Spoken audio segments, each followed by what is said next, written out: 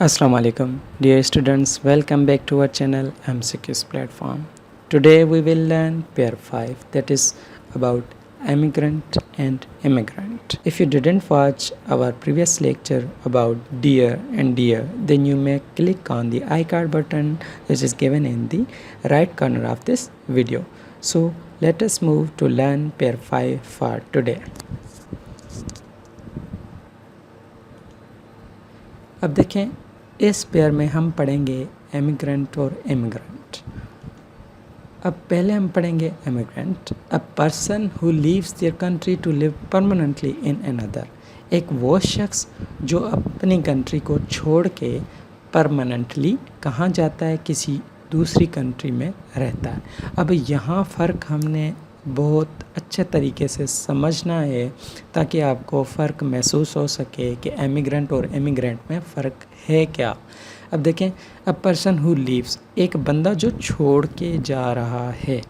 अब वो जो इस कॉन्टेक्स्ट में कि अभी वो इधर से जा रहा है, मतलब मौजूद अभी कहाँ है, इस कंट्री में, और इधर से जा रहा है किसी और दूसरी कंट्री में परमानेंटली छोड़ के।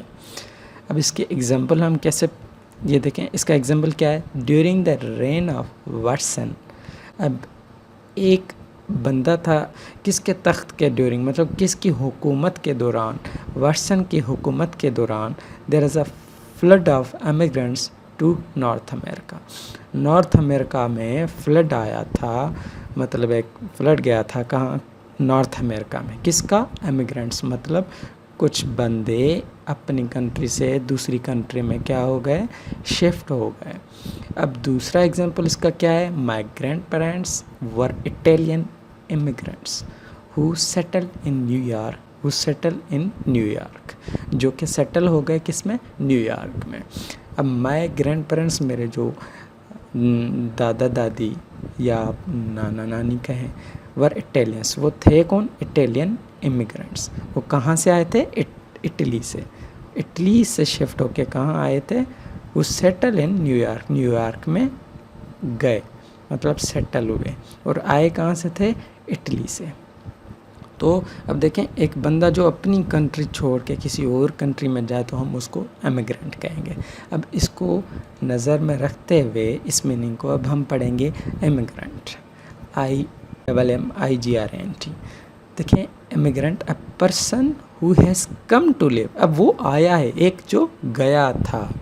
और इमिग्रेंट में और इमिग्रेंट में फ़र्क सिर्फ इतना है कि अगर एमी जो छोड़ के जा रहा है और एक वो जो अंदर आ रहा है, उस कंट्री में एंटर हो रहा है, मतलब जो खुद आ रहा है। एक छोड़ के जा रहा है, दूसरा खुद आ रहा है। A person who has come to live permanently in a different country from the one they were born in, मतलब जहाँ वो पैदाइशी, मतलब जिस कंट्री का पैदाइशी था उसको छोड़ के किसी और कंट्री में अभी आया है, तो उसको हम क्या कहेंगे, इमिग्रेंट। तो मुझे उम्मीद है आपको ये फ़र्क ज़रूर समझ आया होगा। अब immigrants and their descendants have played a vital role in building this nation. अब इमिग्रेंट्स और उनके आने वाले, मतलब उसके नीचे जितनी भी जनरेशन है, played a vital role in building this nation. इस कौम को बनाने में उनका बड़ा पॉजिटिव रोल रहा है, या एक बड़ा रोल रहा है। The president vows to continue deporting illegal immigrants.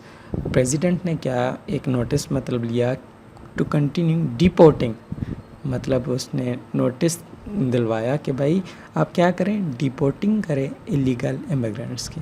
जो इलीगली इमिग्रेंट्स जैसे बॉर्डर के थ्रू इंटर तो हुए हैं लेकिन इलीगली, उसको क्या करें, वापस डिपोर्ट करें, मतलब उनको वापस भेजें अपनी कंट्री में। तो मुझे उम्मीद है कि यहाँ आपको समझ आया होगा कि एक जो कंट्री में आ रहा है उसको हम IMMIGRANT इमिग्रेंट, और जो गया है उसको हम इमिग्रेंट EMIGRANT पढ़ेंगे। तो उम्मीद है ये लेक्चर आज का और पेयर 5वां आपको समझ आया होगा। इंशाल्लाह मिलते हैं अगले पेयर 6 में। अभी तक अगर आपने हमारा चैनल सब्सक्राइब नहीं किया तो चैनल को सब्सक्राइब कीजिए, क्योंकि 300 प्लस हम ऐसे पैरा वर्ड्स पढ़ेंगे जो कि आपको बहुत से एग्ज़ाम्स में, कॉम्पिटिटिव एग्ज़ाम्स में काम आ सकते हैं।